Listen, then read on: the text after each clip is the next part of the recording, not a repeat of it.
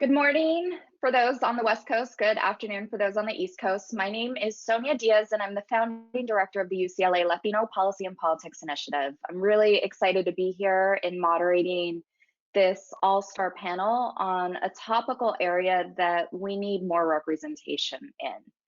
When it comes to journalism and pop culture, Latinos, the nation's largest non-white demographic group, remain largely invisible. Research from our own expert, Dr. Ana Cristina Ramon, and the UCLA Hollywood Report found that Latinos make up 18% of the US population, but only 5% of TV broadcast roles. News is no different. In 2020, Latinos represented only 13% of the Los Angeles Times newsroom. This in a region that is majority Latino and in a state where Latinos are the plurality population. Across the country, the New York Times only increased its Latino representation in its newsroom by 2 percentage points between 2015 and 2020, according to their own diversity report. Yet, over the course of the Trump administration, culminating in the 2020 presidential election, we learned the consequences of not properly covering or understanding a community that is so important to the vitality and future of this nation. Every 4 years, newsrooms discover Latinos and their ability to swing elections without the nuanced coverage that's needed to drive turnout and evaluate the impact of this electorate as voting rights remain under attack. And so the COVID-19 pandemic highlighted the vast inequities that are deadly to Latinos and other communities of color. And newsrooms will continue to have an enormous responsibility in telling these stories that drive policy and inform decision makers so that recovery and rebuilding meaningfully addresses the systemic issues that keep some Americans at a disadvantage and stockpile advantages for others. So today, we're honored to host this panel of Latina journalists to talk about what happens now.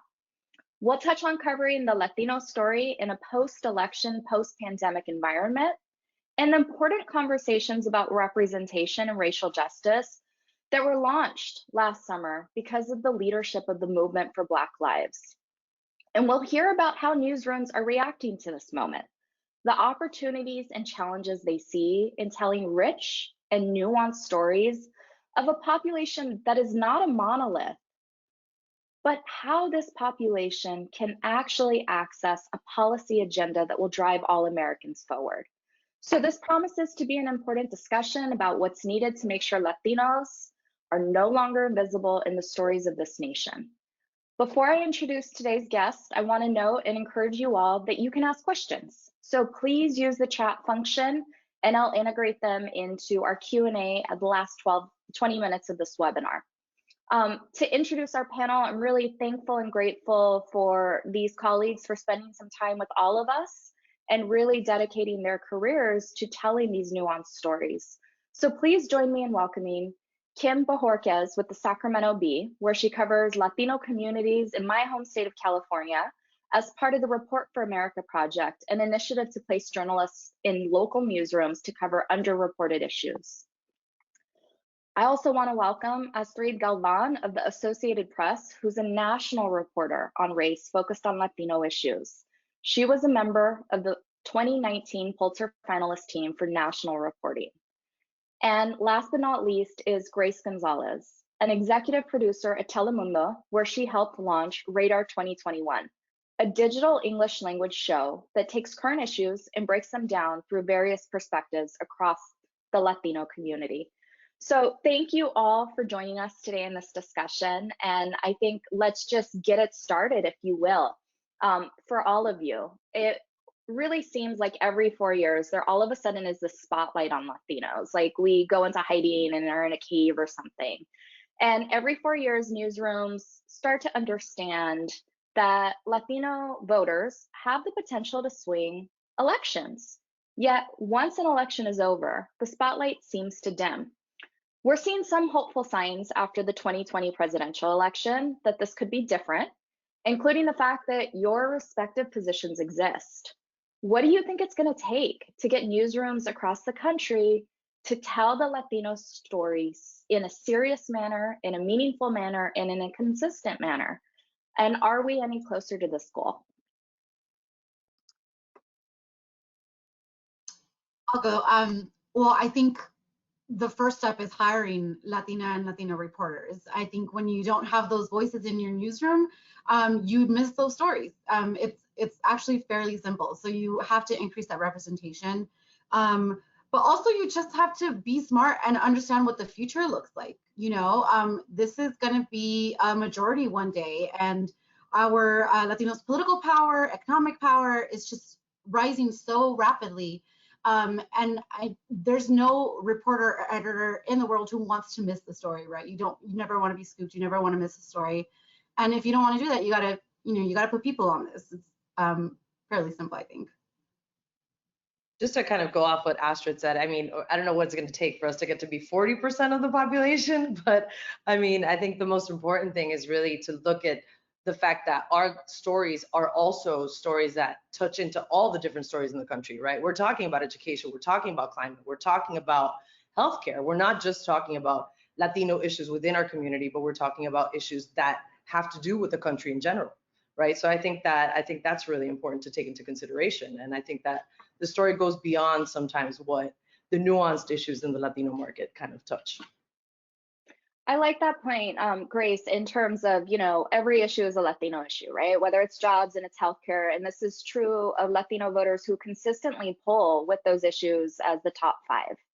Now, I want to think about one of these things that really put this on the front lines during an election year into our present environment, which is the COVID-19 pandemic. So, Kim, you're reporting out of what in some ways was the epicenter of the COVID-19 pandemic in North America this past winter.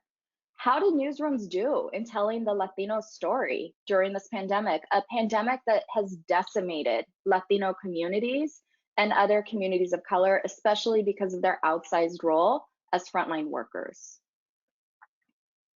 Yeah, I mean, I think a lot of newspapers and media stations did a great job in telling that story in terms of the impact, the disproportionate impact that COVID-19 had on Latino communities here in the state. I mean, you know, we still make up half of COVID-related deaths. We make up a little bit more than half of all of the known cases. And, you know, I think an opportunity for newsrooms, you know, moving forward is what caused that inequity. You know, it's one thing to talk about, you know, the devastation, the impact, the statistics behind, you know, the COVID-19 numbers, but, you know, you need to figure out also why it happened in the first place. You know, talking about the, you know, the working conditions that a lot of Latino workers face in California, you know, some health issues, you know, that are prominent, and or the lack of health insurance and medical coverage, you know, that's happening in that community. So I think, you know, I think a lot of newspapers did a great job, but at the same time, you know, I just think it's still an underreported issue, and I really hope that moving forward, we continue to talk about these inequities that Latino communities face. Because, you know, it's possible that we could have another pandemic. You know, we are seeing the Delta variant right now continue to impact communities of color, and it's been more than a year and a half. So, you know, why is that? Why haven't we figured it out yet? I like this train of thought too, in terms of the root causes, if you will. And so to that end, Astrid, you've been covering the economy, and you really went in depth about the role of dropping out of the labor force for women in particular, who, because of these systemic issues, were forced to have an outsized, disproportionate burden of caretaking responsibilities, right? The failure to invest in early childhood education, the closure of schools, the digital divide, the fact that some of these jobs didn't have the safety net for paid sick days. What are you finding in this moment that I think necessitates a Latina lens, if you will? I'm finding that people are still hurting. That while so many of us are vaccinated and feel like we're slowly getting back into a normal rhythm of things. I think everybody wants that. I think that there's people who are still struggling and they're getting left behind. You know, you mentioned the economy aspect. I just started doing this job a month and a half ago, and I'm still kind of developing the feed and finding sources. But as I've been thinking about stories and the things that I want to cover, the economy is really one of the things that strikes me the most.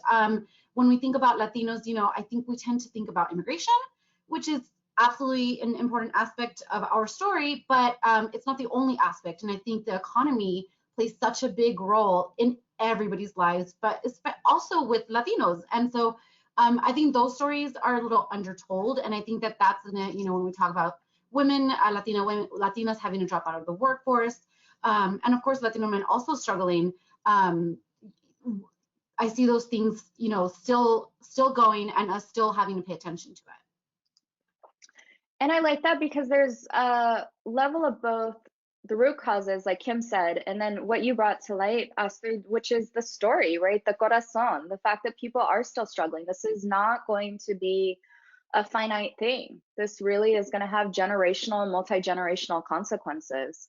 And I'm going to pivot here to you, Grace, because I think that there is this misconception that Spanish language news is somehow fully distinct from news because of our own impressions of what it means to be either multilingual, bilingual, or Spanish dominant. But we recognize that because Latinos are not a monolith, just like African Americans, Asian Americans, white Americans, that there are different ways that newsrooms need to be able to move product or stories to different audiences, whether it is age, geography, country of origin. Can you talk a little bit more about why it matters that newsrooms are able to tailor storytelling to these diverse audiences? Yeah, absolutely. So I think we started Radar 2021 right before the elections, about a month and a half before the election started. And Radar 2021 is an English language show. It's our first English language franchise in the digital sphere. And the reason it was created is specifically because of that. I mean, we are first generation, second generation, third generation Latinos living in the United States, and we consume our media in English, a lot of it at least. And so, and obviously we're very digital present, right? We consume a lot of content on digital media, on social media, et cetera. So this was an opportunity for us to open up that space and really, well, our slogan of the show, our logline for the show is keeping everyone on the radar. And I think we've mentioned the fact that we're not a monolith in like half the shows we've done because it is so important. We're really trying to touch the Afro-Latino community, which many times is not present in Hispanic media. We're talking about Asian Latinos. We're talking about all these different elements within the Latino community that many, many times don't get touched upon within the Hispanic community or the Spanish-speaking community. And so I think that that's changing in Spanish language as well. But I think the initiative here was to really open up this conversation and to show the big el abanico, right? To show the fan of how wide the community goes and the array of people that really compose it. So it's very important. And I think my personal experience in the last year and a half telling these stories is that we're barely touching the surface, right? We are just starting to get into how deep all the roots go within our community and all the stories that need to be told. For example, we're talking about LGBTQ issues that in conservative traditional media sometimes aren't talked about. We're talking about the importance about talking about sex, about health, about other elements that many times in conservative Hispanic media aren't talked about. So I think that that's very important. And I think that considering the array of people that are in our community, we need to keep tailoring those stories. And I think that that's like, I'm taking it all in because I've actually, part of the relaxation that I have done is to read fiction again, just to like get off screens. And one of the pieces I'm reading about is by a Turkish author who talks about, you know, the fall of the Ottoman Empire, all of the different diasporas that came. And that very much is not unique to Central Asia and Central Europe. That exists all over this world. And to that end, I think when we think about the nuance, one of the things that I want to lift up is the ways in which conversations around identity and race have been front and center. And this was because of the courageous leadership of the movement for Black Lives, who have been able to essentially shut down conversations that not only exclude them, but are harmful to reimagining what a just society could look like. And so, Kim and Astrid, I want to know, from your experience, how has BLM and the activism on the ground that is in some ways, part of the generational work that has occurred, but really a youthful movement, shed light on your storytelling? Yeah, I can start. I think one component is that, people want to be heard, and, I feel like, people want to tell their stories about the inequities that they face. It's not like, it happened 2 years ago where people started, feeling these inequities. It's not, this has been going on for a long time. And I feel like, at least in the political circle, there's this racial reckoning happening about the lack of Latino representation. So I do think that the Black Lives Matter movement really helped show a light and hold these corporations or these politicians accountable for the lack of racial representation and the lack of Latino voices, especially in a state that is 40% Latino. For example, in California we have I believe it's like 3% of boardroom seats are held by Latinas, when Latinas make up 20% of the state population. So, it's definitely a conversation that I continue to see evolving. Yeah.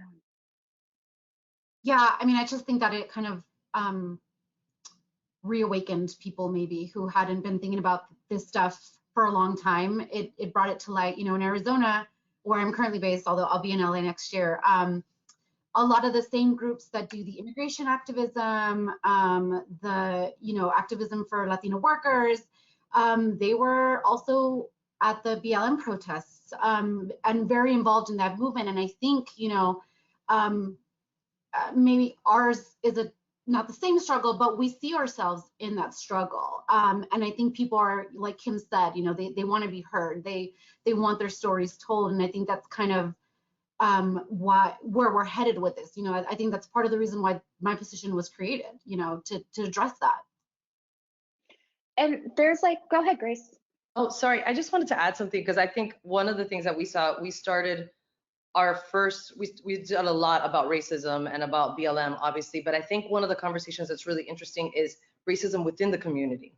Mm-hmm. And so it's also sparked this conversation within the community about colorism, about racism, about making our Afro-Latinx brothers and sisters invisible within our community as well, which I think that's really interesting to see those conversations coming to light, because it's something that we need to reckon with within the community as well, right? It's not just towards us, but within.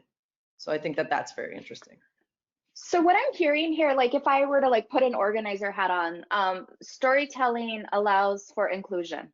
The nuances of reflecting the mirror, right? Including that everybody has a role to play in harm. We live in an ecosystem. COVID-19 showed us that.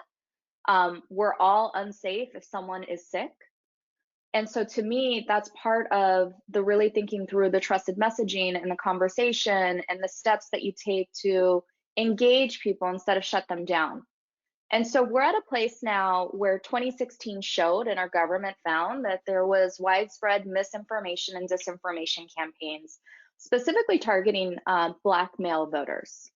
Fast forward to the present, we saw that not only impacted the 2020 election, and there were themes about anti-Blackness and BLM in some of those methods, but it's also really one of the things that is holding us back around COVID-19 in terms of truth telling. Now, our government has a big role to play there too, in terms of the failure of the leadership throughout the pandemic, given the fact that we had someone who was not science first.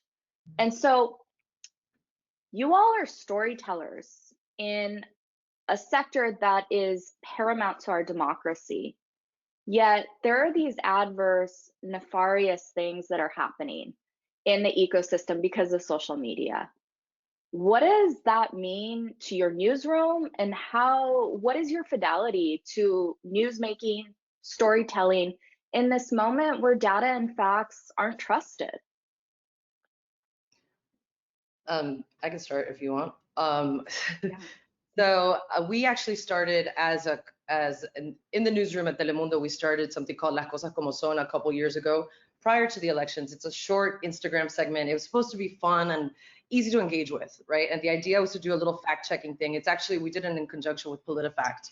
And we started that as a way to kind of reach out to the community and start debunking these different, oh, I'm so sorry. I don't know if you can hear that, but we started a way to start debunking that. And then recently, right now, Telemundo just became the first verified Spanish language fact-checking platform by point.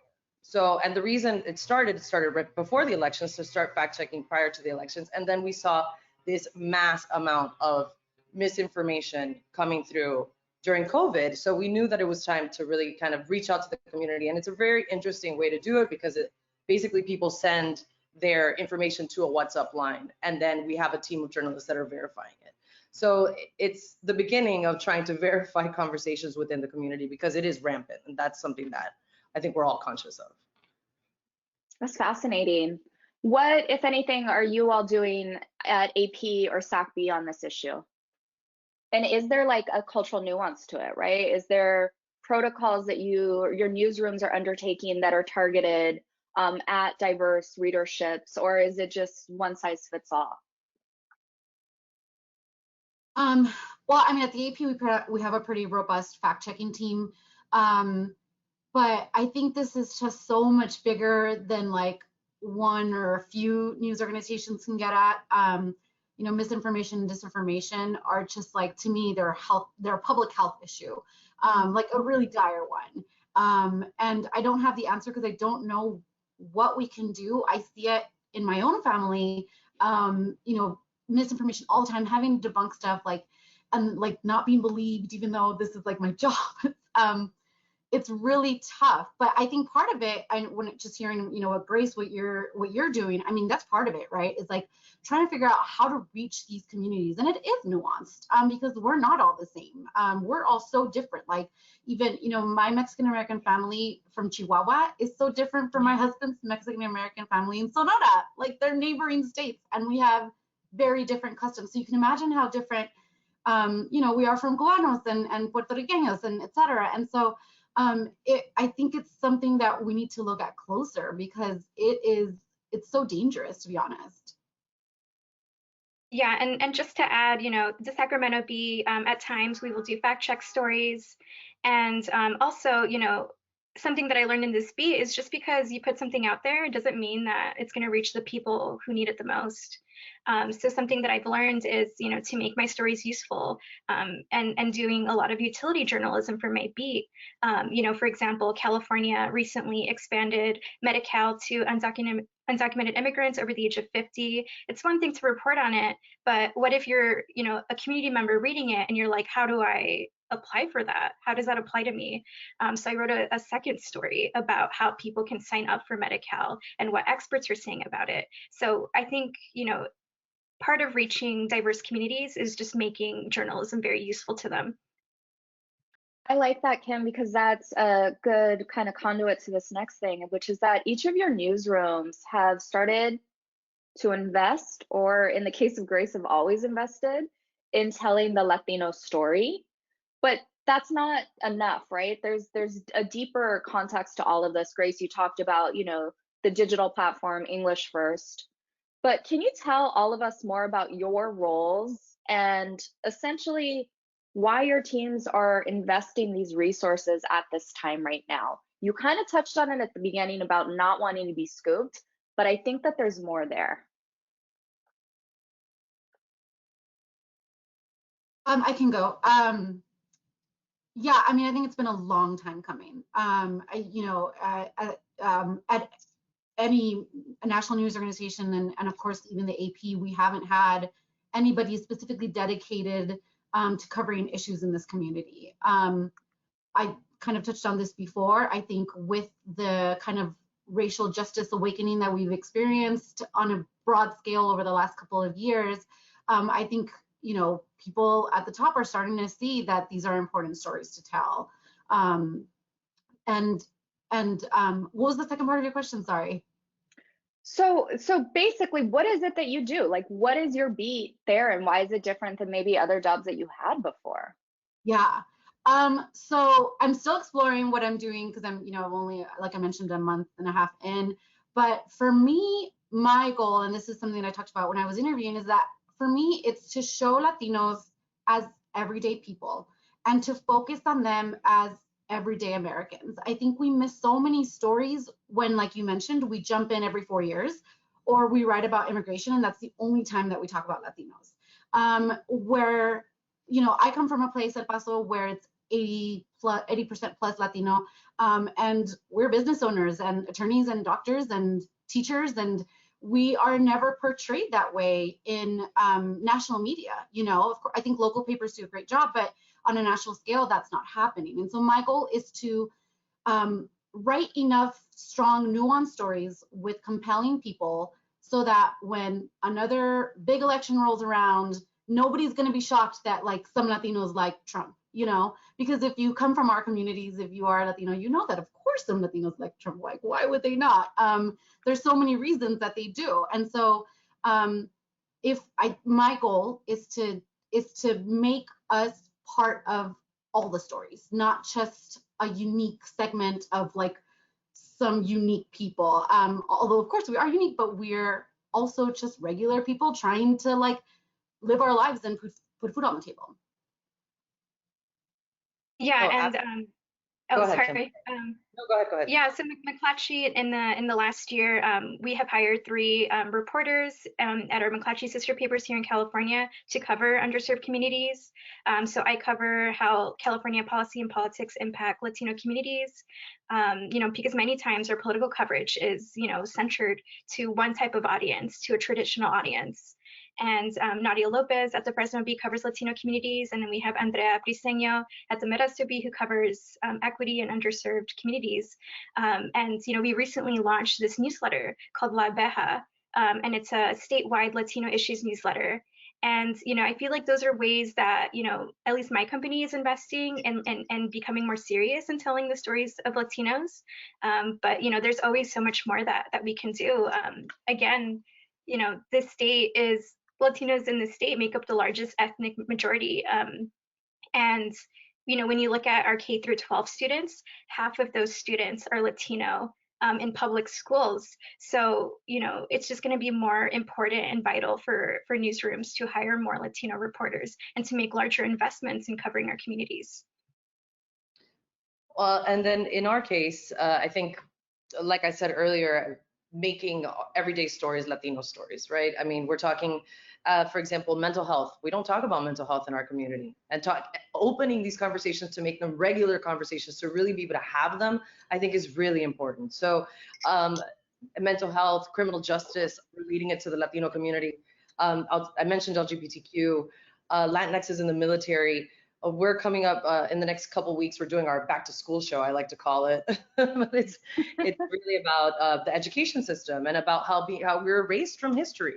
So I think that's something that we're really focused on as a show, and myself particularly, about really kind of bringing the Latino lens into these stories that maybe we hear about within the other communities or in the mainstream media, but sometimes we don't know how that pertains to our community in particular. So I think that's one of the things that we're focused on. And so Grace, I love making everyday stories Latino stories. But I also like, Kim, what you were getting at, which is that there is a traditional consumer that newsrooms have focused on and prioritized. And so on this ed beat, one of the things through LPPI's connections with civil rights leaders and advocates that's coming out is this attack on critical race theory, which is not new, has always been there when we think about who is and is not included in textbooks. But one of the things is that now there's political ramifications, right? At the school board or community college trustee level. And this is a place where people are being wiped out because of their race and perceived notions that it is somehow harmful or people have hurt feelings for having a full history of this country and of the world. So Grace, on your tip, tell me more about this back to school, and are you guys going to touch on CRT? Because I see that is a place where people are being hammered where the storytelling, the factual history that has occurred and not been spotlighted is now under attack in the worst way, which is our public schools. It's actually the main focus of our episode. So we'll actually be speaking to somebody from LPBI too. Dr. Laura Gomez is going to be on the show. Yeah, she's great. She's going to help us frame kind of how this relates to the Latino community. Obviously, we'll talk about CRT as what it is and explain what it is, but the idea is also to look at it through the Latino lens. And I think there's a lot to see. So you guys can tune in the middle of August, had to plug it in, sorry. And I think that there's a lot to talk about though, because the reality is that we got to get the whole story, right? We got to get the whole story, our whole history. And if we don't learn about our history, how we're just perpetuating it to repeat itself. And, you know, I think we all understand why we study history to begin with. So we might as well know the whole story, right? And here's a point that I want to bring up, and Astrid and Kim, I'd love like your reactions to this. We put together this panel. This is something that my colleague Lise Mendez has been like dreaming up for months and months, right? Because of the tremendous work of Latino and especially Latina storytellers, not only through the Trump administration, but through COVID, recovery, etc. And so when we announced that we were going to do this webinar, there was another story that was picked up because of some atrocious occurrence in terms of employee handling in the Southwest with a local news station that essentially, it was alleged, was making one of their storytellers, their newscasters, news reporters, identify their immigration status on their beat. And so this is not new because there's been this implication of bias that somehow if you are of color or if you are not a male, that you are biased when you're telling those stories, that you are not able to take your person out of your storytelling and therefore the end result is somehow tainted. Yet that same condition, erroneous precondition, is not applied to some male peers and particularly to our white colleagues. And this was a pretty clear attack on Latinas and Latina storytellers. So Kim and Astrid, I'd love to hear, like, you know, what is going out there? What are you feeling? How do you internalize all of this, or what is your take on what it means to be, like Justice Sonia Sotomayor said 11 years ago, a wise Latina, but in the newsroom? You know, I really commend the bravery that these women had to tell their stories about how they were discriminated against and, you know, the racist treatment that they faced. You know, it's something that we saw with Black reporters who were reporting on George Floyd last year. You know, some of them have said that they were barred from reporting on the protest simply because of their skin color. You know, I've also heard instances where sexual assault survivors can't cover domestic violence or issues, you know, related to rape crimes because of their experience. You know, my take on it is, you know, if you've lived through that experience, I feel like as a reporter, you should be able to bring more sympathy to that story and understand the nuances because you personally experienced it. And I think you can do that without inserting your opinion. You know, I think you're just a more well-informed reporter if you know, you have a better understanding of it. And I think it makes for better storytelling. Yeah, I totally agree. And I think I think we're seeing a slow shift in people understanding that our experiences inform our storytelling in a really positive way, and that we're professionals. We can write these stories and be fair, like this is what we do for a living. And I hope that it continues that way. I mean, the situation that you're talking about is really unfortunate, and I really feel for those women, but I hope that that brings to light, you know, that this is an issue and that it needs to be addressed. Grace, I'll let you jump in if you have anything to share on that. I mean, I just have to agree with Kim and Astrid, honestly. I mean, I think we are professionals and we can tell the story without being unbiased. I mean, I think that's the primary role as a journalist. So to try to stay focused and centered, right? So one of the things that I do in my day job is really look at data and the ways in which data can inform better governance.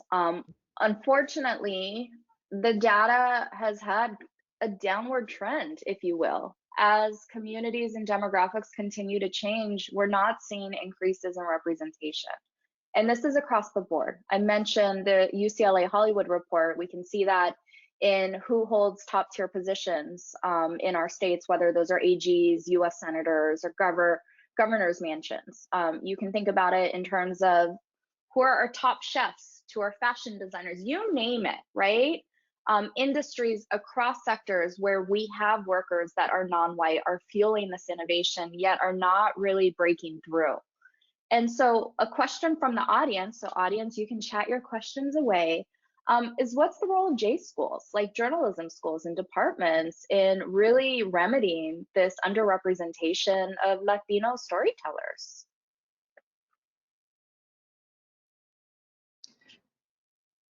I think journalism schools need to recruit more Latinos, Black, ethnic people in general, you know, and work hard to foster them, because it's one thing to get them in the door. It's another thing to keep them there, and help them succeed in their careers. I think for me, that's the biggest thing. Well, I think that will translate obviously into hiring more people within the newsrooms, which is what both Kim and Astrid have mentioned, right? So I think, I mean, I personally work in a space where it's 90% Latino, so it's a bit different. But I mean, obviously, when we're talking about more mainstream media, and we're talking about more, obviously, if we foster Latino journalists within school, well, hopefully we'll see more representation within media in general. But other than that, I think also creating and fostering programs within the J schools, right? Making sure that they have Latino representation within, and whatever newsletters or whatever they're doing within their own spaces, and really creating that active voice within their spaces, I think would be one way to do it. I agree want to shift. Oh, go for it, Kim. I agree with Astrid and Grace, you know, and I also think that it's important to build that pipeline early on, you know, starting in high school, and, you know, having speakers, you know, who look like you know, journalists who look like you meet students. And I think that's a way to inspire these students to, you know, to get into these schools and to really envision themselves as the next, you know, Maria Hinojosa or something like that. I think Maria would really love that you mentioned her, Kim, and that she really has been a trailblazer in this field for all reporters, but particularly for women of color. And so to that end, right, representation necessitates actual representation. You need to see yourself. And with the advent of technology and also social media, we have started to see content creators, including digital content creators. Again, Gen Z is the most demographically diverse generation of any previous American generation. So we are seeing already differences in representation, that storytelling, but that is specific to TikTok or IG or Facebook, and who knows what else is out there that I am like not up on. And so my question for all of you is, how is this digital storytelling that in some ways is organic, but obviously not always, you know, paid, whether from corporate brands or other types of means, these digital storytellers who are telling the stories, who are manifesting their environments and their hot takes, how is that informing your newsrooms? Well, in my particular case, we're actually starting to involve them in the show, because that's what we want. I mean, we're actually we're building the space, or and the show obviously has a life of its own, and as you know, it morphs every time. But the idea is to kind of create the space, because these content creators are bridging a gap. You know, they're bridging this space. They're bringing to light some of the topics that maybe we don't talk about, and some of the things that are important to this new generation, or to Gen Z, or well, I was going to say Gen X, millennials. Anyway, so they are kind of bridging the gap, and I think that that's really important to have these voices. And as you start seeing these content creators, they look more like the whole array of what we're talking about within our community. So us in particular, we're really reaching out and trying to bring them on as voices, as interviewees, as collaborators, as contributors within our show. And I think it really gives it the diversity that we're trying to represent. And honestly, some of these voices, it's just really incredible what they're doing, right? Like, and I think that they really do bring the topics that we're not talking about all the time to light. That's awesome. So going back to the chat, you all are having some fascinating questions, some that I'm going to bring up and lift up right now. One of the questions here is, how can advocates create better relationships with reporters to raise awareness of the issues that they're seeing on the ground? And this is great because most people don't know, right? And so please tell me, Kim and Astrid, how do people get to you if they want to flag things? My DMs are open, my email's on my Twitter profile. I love to hear from people. For me, what is going to make a story versus not is whether there's a person that we can highlight. You know, when I worked on the story with you guys on your study about Latinas leaving the workforce, the most important thing was finding a Latina who had to several who had to leave the workforce. So when advocates come to us with stories, I think having people lined up or knowing someone who is willing to share their story, I think that's really important. Yeah, I agree. I mean, my DMs are also open. I also love now that you know, the pandemic, more people are getting vaccinated. You know, I am very privy to meeting up with people in person over coffee. You know, asking them what keeps them up at night. You know, what are the issues that you know I'm not reporting enough about. You know, that I should be on. So you know, I always welcome emails, any tips, any chisme. And I agree with Astrid. It's really important to you know, humanize our stories and put that human aspect in our stories, you know, especially if it's a political story or a policy story. Awesome. Well, I'm going to switch gears to my favorite thing, which is elections. We have an election here in the state of California. I know the state of Virginia is going to be choosing a new governor, and next year is going to be midterms at a time where there is Democratic control of the White House and of Congress, though a slim majority. And so we know through our research that the parties and candidates that actually mobilize voters and expand the electorate are going to see outcomes. Stacey Abrams showed that in Georgia. Lucha Arizona, Mi Gente, and others showed that over time of getting rid of Sheriff Joe Arpaio in Arizona. And yet we still see the semblance of non-white voters being invisible for a number of reasons, including structural. They're so young, they're not going to get the touches. We don't want to expend money on them. We still want to persuade white voters who public opinion polls tell us they're not changing their mind. And so what is going to change in the coverage of the 2022 midterms when it comes to Latino voters? Like, what do you think is going to happen between what happened on election night in November 2020 when Ohio and John Kasich was supposed to shift that state blue, and there was, you know, upwards of a 6 to 10 point margin of defeat. And then Florida became the big story, and Florida being Miami-Dade, and the subset of voters in Miami-Dade being the national story.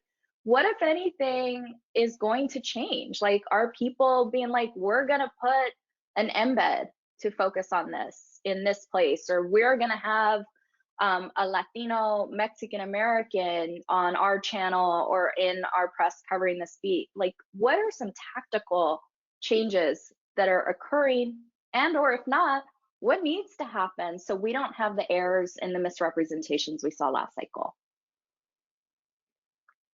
Well, I think on our end, you'll see a lot more crossover between Telemundo and NBC News, which I think is something that started happening during the election cycle. You'll see it. I think it's something you'll see more. I can't vouch for it because I'm not the one organizing it, but I can say that that's something that we are moving towards. I think obviously it remains to be seen, just because, you know, we're still a year out, but the fact that we are like the level of mobilization, like you mentioned, Stacey Abrams, the level of mobilization behind getting communities of color to vote, I think is going to be very pertinent during this midterm, especially with such a close House and Senate. So I think that that's something that will create the stories and will make the stories a bit, well, hopefully, right, will make the stories a bit more relevant, and hope that that will translate into the coverage, I hope. Yeah, I mean, I can't speak for other news organizations, but I know that the AP is very committed to covering these communities, not just with this position that I'm taking on, but in general, we're very fortunate to have reporters all over the country. I have a reporter in every state. And I know that this is something that we're going to be paying attention to, going forward, not just when it's election time. And as far as me, my goal is to coordinate more with our DC political reporters so that I'm part of the conversation as well. And I mean, they're so great already. We had our reporter, Jill Colvin, did a story out of Rio Grande Valley in Texas a couple of weeks ago that touched on this very topic. That was really nuanced and just a really good read. And so I think that it's a conversation that is continually happening at the AP, which is, I think, a great start. Kim, how's it going? I mean, you have an election this year. You're going to have another election next year. California has 4 toss-up seats in the House that are going to be up for grabs. All of them have sizable Latino electorates. Yeah, I mean, it's going to be a really interesting year. And, particularly right now, I'm definitely focused on, the recall election. We had a recent poll that came out that, Latino voters, or at least 40% of Latino voters supported the recall. And, it's going to be really interesting to see, what the outcome of that is. And, I think both parties are going to have to do more to get Latino voters to vote and care about this election. Awesome. So I'm going to lift up a question that I've been toying with in the chat. I'm going to give you some breath here, whoever asked it. There was recent controversy with the movie In the Heights and the lack of representation of dark-skinned Latinos, and in particular, the lack of Dominican representation amongst the 4 leads. How do we see that play out in newsrooms? Well, in our case, I think it's a conversation that we've been having. We had covered obviously the opening as well of In the Heights, just because just having Latino representation on that scale was already such a big deal. But then the conversation comes up about Afro-Latinos, specifically because it's Washington Heights, right? And I think the way that they've handled it as far as the aftermath, recognizing that there was a lack, I think is part of the beginning of making amends with it, as far as the creators are concerned. And in our space, it is a conversation that we have had. I don't know on a larger, within the Hispanic media, I can't speak for the larger sense, but I can tell you that within our specific space, it is a conversation that has been had. And I think, like I said, acknowledging that we're still learning in every way. And I don't speak for the movie, I don't represent the movie in any way, but I can say that I think finding these spaces to really kind of represent everybody is not something we're going to learn overnight. And I think that we need to accept that it is a learning process and that there is a learning curve within this area of representation within our own community, because it's something that we haven't really done for a very long time. And we're just kind of taking the steps to be able to get there. So another question, I like this one from the chat. Coverage on Latinos is limited and often negative. Their opinion. What can news consumers do to change that dynamic? So that's kind of what is readership, right? What is the role of us as readers and consumers in terms of having more nuanced, plentiful, and diverse in terms of spectrum stories? That's a really good question. I mean, I don't think the onus should fall on readers to tell us, what who they are. But that is part of it. We have limited resources as reporters. And so I think if you're a news consumer, if you're a reader of a particular news organization or paper or whatever, I mean, reach out to us. Like Kim said, we're always happy to meet. I know I am, and probably most reporters are. It's just happy to listen. Doesn't necessarily mean we're going to write a story. Probably most often than not, we won't, but it gets the conversation going. It puts something on our radar. So I think that maybe one of the steps is to reach out to reporters, not be intimidated. I'm nice. We're nice. Awesome. And so I know that we put your Twitter handles, but this has been a really important place for reporters and people of color to give hot takes, right? And so to what extent do you all, Kim and Grace, like how does Twitter operate in terms of your storytelling and your personal brands? I've also seen, you know, a lot of people have a lot of followers and more stories, more attention. Like how is this playing out in news in a way that it wasn't 10 years ago? Oh, I'm so gonna get in trouble right now because I'm so bad at Twitter. I'm so sorry. Well, because we really put a lot of effort behind what we're doing in social media within the show. So I think our brand is really building the show itself and having that conversation there. So I might get a little bit in trouble because I should probably do more on my Twitter. I love Okay. Twitter. You know, I became a journalist, you know, a few years ago, so Twitter was always part of my landscape. I have found the best sources, the best stories, and, you know, I've even been referred to people, you know, through Twitter.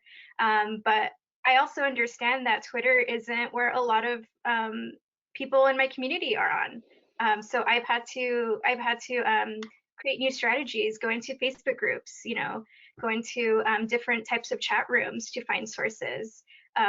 So, you know, Twitter as a tool is very invaluable to me. And, you know, I just feel like the stories are endless there.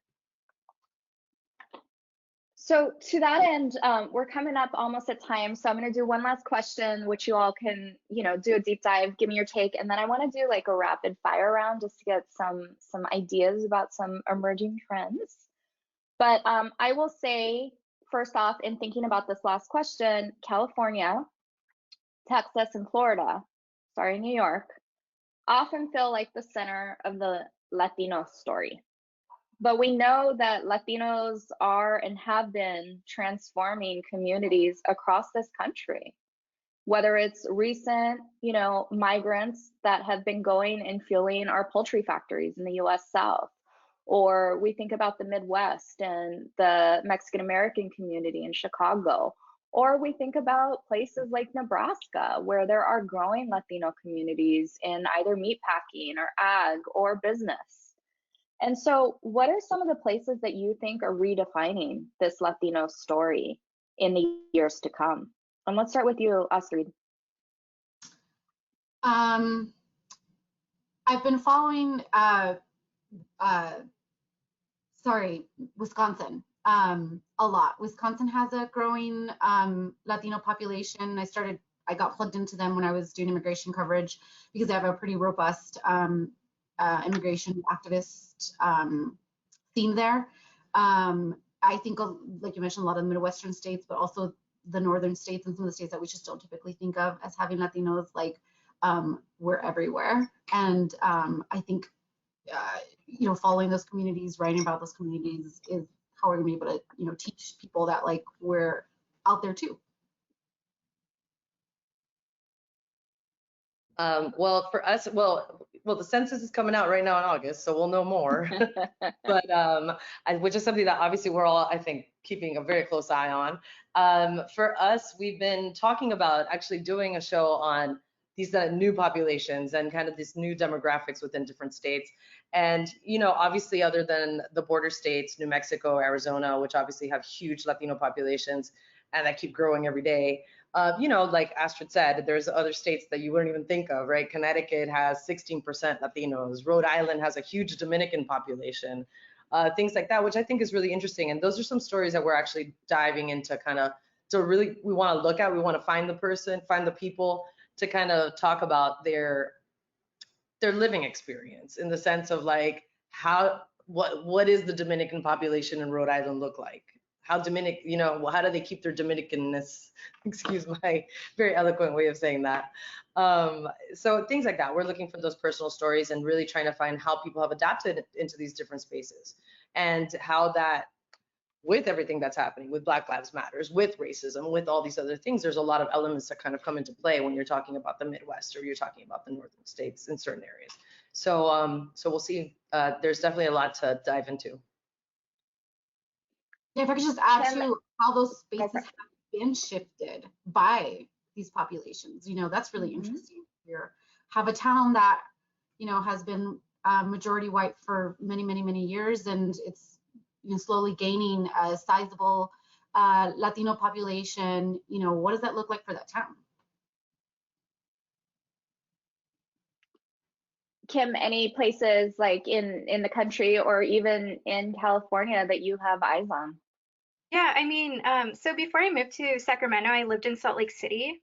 I originally was born in LA, but I visited Utah recently, and the main street in the little town I grew up in literally looks like little Tijuana now. It's all these Latino-owned businesses, and I think it's really a testament to how the Latino community is growing in Utah. I know when you think about where the Latino community lives, you don't really think about that state. So that's kind of where I have my eye on. Awesome. So I would be remiss if I didn't lift up this question because it's from my undergraduate mentor. Hi, Professor Zavea. So Professor Zavea has a question, which is, academics have long documented the nuances of the Latino community that mainstream press misses. How can Latino academics increase their relationships with press? With the press? I think, well, what Astrid said, also reaching out, right? I mean, being available, right? I mean, I know that we are reaching out to academics all the time, trying to get information, trying to get their perspectives on it. I think being available and being willing to speak to the press in general is a way to maintain the relationship, right? And just being present within the stories as well, right? Really and within, if there is something within the community that they might identify, or maybe push it up to the local press or to the national press or whatever they have available. Yeah, and if I can add, I think, sorry, I didn't mean to cut you off. Translating your work into everyday speak is a big thing. I think sometimes academics write like academics. I don't have to tell you how that is, but it can be tough to translate, can be tough to read sometimes. And I think if you do that work before you reach out to us, or even just kind of know that you're going to have to do that when you talk to us, I think that's really helpful. Awesome. Okay, rapid fire rounds. I'm going to start with you first, Kim, and then go to you, Grace and Astrid. Who is the journalist that you most admire? Just their name. Go for it, Kim. Oh man, Jennifer Medina at the New York Times. Awesome. Well, I don't know if I can pick just one. So I would say Christiane Amanpour is one of my favorites. Mm-hmm. Suzanne Gamboa at NBC News, and Esmeralda Bermudez at the LA Times. Awesome. Okay, how do you get your news? Smartphone, mail, or a web browser? Kim? Smartphone. Smartphone. Smartphone. Okay. Hot take on cancel culture. Is it going to stay or is it going to go away? Let's go with you, Astrid. I don't really think there's a cancel culture. I think there's an accountability culture, and I hope it stays.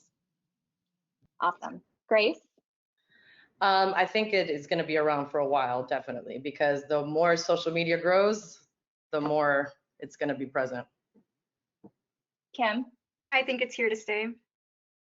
Awesome. I'm going to insert myself. Astrid, I loved what you said. That's totally true. I'm going to lift that one up. And so I just want to say it's been a pleasure to be in conversation with all of you. Thank you for what you do, what you've committed your lives to continue doing. It is in many ways really lonely. And so I'm glad we had this time together, and I'm going to continue to lift you all up, because part of the storytelling is that we all have a role in that. And we all have the opportunity to engage in conversations. We do it differently. But I think what you showed today to the audience was that you're accessible. And in that way, we're hoping that news can be more democratic, because it will be more inclusive and it will be more representative. And each of us has a role to play in all of that in terms of the ecosystem. So thank you all. For those out there, please be safe. I know that we are not at the end of this pandemic, but really appreciate your time, and we'll see you on Twitter. Thank you. Bye. Thank you. Bye. Thank you.